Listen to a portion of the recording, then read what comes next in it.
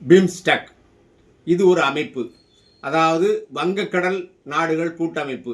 India, Myanmar, Thailand, அதே போல நேபாள், பூட்டான் அவையெல்லாம் வங்கக்கடல் சார்ந்த வணிகம்.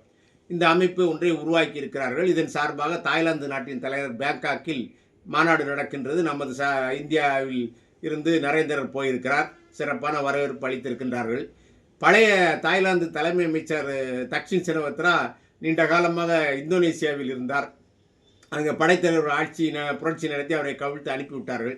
இப்போ அதற்கு பிறகு அவரது தங்கை கொஞ்ச நாள் பிரதமராக இருந்தார், அவரையும் கவிழ்த்தார்கள். இப்பொழுது சினவத்ராவுடைய மகள் பேட்டாங் டான் அவர் இப்போ பிரதமராக இருக்கிறார். அந்த மகளுக்கு ஒரு 38 வயசு தான் ஆகிறது. இந்த சார்க் என்று ஒரு அமைப்பு அமைத்து தெற்காசிய நாடுகள் கூட்டமைப்பு சென்னையில் அதனுடைய போட்டிகள் எல்லாம் நடத்தினார்கள். அதில் Nehru stadium, Nungambakkam tennis stadium, Velachery குளம்லாம் கட்டினாங்க.